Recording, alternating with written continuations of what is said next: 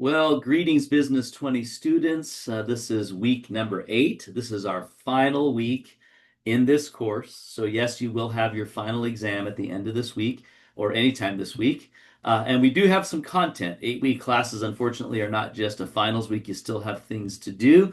However, I've only narrowed it down to one chapter. So, you look at chapter 20 on investments. You're going to be looking at mutual funds, bonds, and stocks, etc., things like that. And then you'll have your final exam at the end of the week. So I'll go over all that here in a minute. Let me go ahead and stop sharing this screen and we'll go to our class in Canvas. So here we are. We're in module number 4. So I'm going to go ahead and select that. And by the way, the class ends on Friday, not Sunday. So keep in mind that you don't have a complete week to finish these things. But again, you're only doing 1 week, or one chapter. So hopefully that'll help. So here is the video you're watching now. There is a read me first for chapter 8. So make sure you read that to understand how investments fit into the bigger picture of business. Then you have a help Sienna who wants to make some investments, especially as she's planning to build her own facility. So read that, mark those both as done. You have a study page on chapter 20. Please work through some of the problems that are suggested. Also watch the videos that were provided that I did, as well as the YouTube videos if those are helpful. You might want to print out your formula sheet as you're going to be working through some problems on mutual funds and bonds, things like that. So make sure you print that out and then you can get started. Now, good news, your final check-in assignment that you have this week is all personal questions. It's really just giving me feedback on what you've learned and what you liked or didn't like about the class. So please fill that out and it's automatically 10 points or 12 points.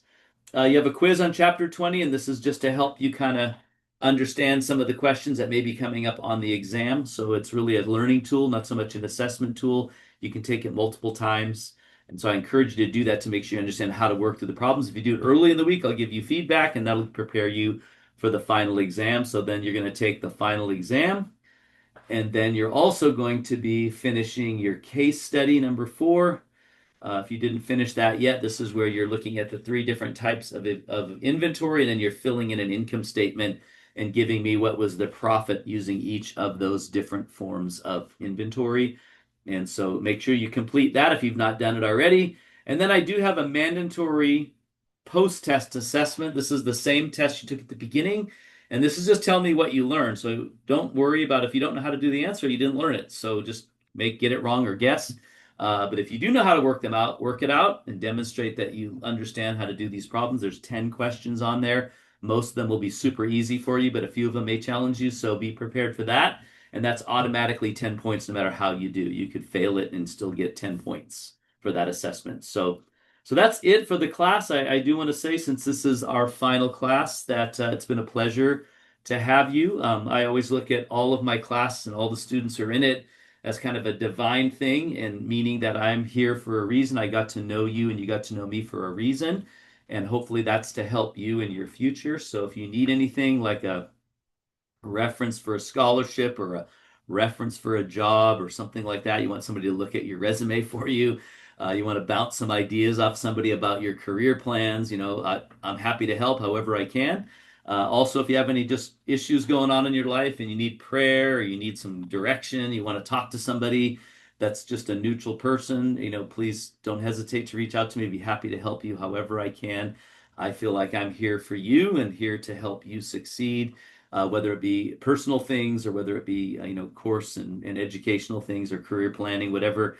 So I just want to make myself available to you for that. I usually have at least 2 or 3 students every semester, if not more, that ask me to give them a reference or a request prayer or something like that. So please don't hesitate to reach out. I'd be happy to help you. And also when you graduate, finally done and you're on your way, and maybe you're got the job of your dreams, or you're in the college of your dreams, send me an email. Let me know, hey, professor, I just want to let you know that I got into Stanford or I got into Berkeley or wherever you're headed, and I hope that I have been influence and a help to you in that process. All right.